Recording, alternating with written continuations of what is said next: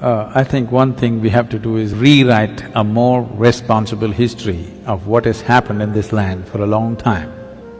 Not in the last 3,000 years, not in the 1400 years.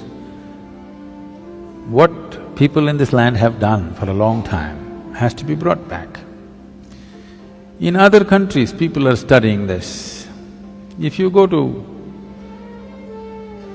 there are Lebanese people, if you study in a school in Lebanon, you will read about how Indian workers, Indian sculptors, Indian elephants, Indian yogis came and built a Phoenician temple 4,300 years ago in Lebanon, which is called as Baalbek, which is a phenomenal temple. 4,300 years ago, some of the foundation stones are over 300 tons and there is no granite in Lebanon. They transported it all the way from Egypt, across the canal and up the mountain and put it up there. Indian elephants, workers and sculptors worked. The proof, there is enough proof, but one proof is visually hanging there is lotuses in the ceiling. Indian sculptor has to put a lotus wherever he goes. Where would a Lebanese sculptor have seen a lotus? Obviously there are no lotuses there. So, how many Indian children forget about children, how many Indian grown-ups have heard about this? No. The Tamil kings went and built Angkor Thom and Angkor Wat in Cambodia. Angkor Thom is the largest religious building on this planet.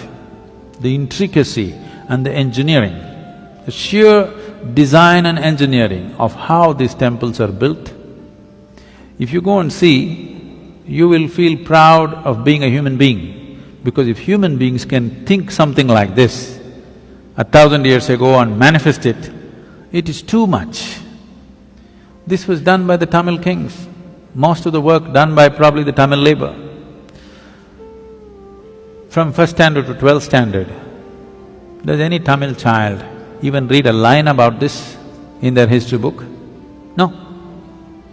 We only read how we were conquered, raped, looted, beaten by other people. Then if there is no pride, why would you want to recreate it? You need to understand this. A culture or a nation is just an idea. When human beings take this on as an identity, attach some pride to it, it burns through one's mind and into his heart. Now he wants to protect it, rise it, keep it clean, keep it wonderful. If you do not build pride into it, then people will want to avoid it. Everybody will want to avoid it. Now, whatever you think is most successful in the world, you will want to imitate that. Today, our idea of success has become purely economic, not aesthetic, it is not intelligence that we value, it is not wisdom that we value, it is not beauty or aesthetics that we value, it is not spiritual attainments that we value. Who is the big man in Coimbatore, if I ask? People will only name the richest man in the town. They will not name the wisest man in town, the most beautiful man in town, most meditative man in town. No, the richest man in town is the biggest man. So who is the biggest whatever? Whichever is the richest nation, whichever is the richest culture, power and money have become the highest goals, which itself is a very rudimentary way of looking at life. Because of that, right now, I promised the American meditators, next 2 years I'm going to invest a lot of time in United States, because knowingly or unknowingly, they have taken on the leadership in the world. No sense? See, if all the American people wear blue workman's clothes,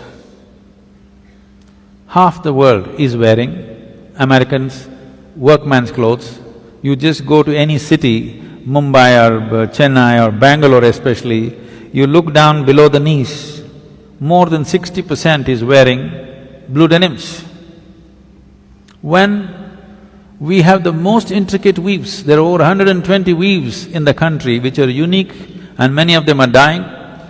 No other culture on the planet has the variety of weaves that India has. All of them will die. Chinese silk is going to kill it unless all of you ladies make at least 20% of your wardrobe into handmade Indian weaves. They will all vanish in the next 10, 15 years. Why is everybody wearing not even American executives' clothes, American workman's clothes? As if that's not enough, if they tear their trousers, everybody tears their trousers. Yes. It's all torn, but in a very expensive way. Now, if Americans put carbon dioxide in a bottle and drink it, even a kindergarten child knows human body needs oxygen, not carbon dioxide. But because America drinks carbon dioxide and says this is the real thing, more than half the world drinks carbonated water today. If you go to one of the remote villages here, there may be people, not in this area maybe, but anywhere else if you go, they might not have heard the word yoga, but they know what is Coca-Cola. Okay? So, I thought if Americans tear their trousers, everybody tears, Americans wear their pants down in their seat, everybody does the same thing, Americans drink carbon dioxide, everybody does that. So I thought if we can get America to meditate, the world will meditate.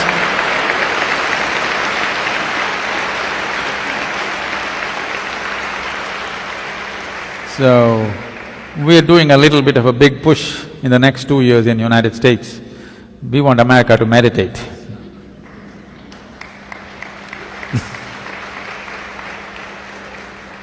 They're kind of getting ready, they're tired of the carbonated water.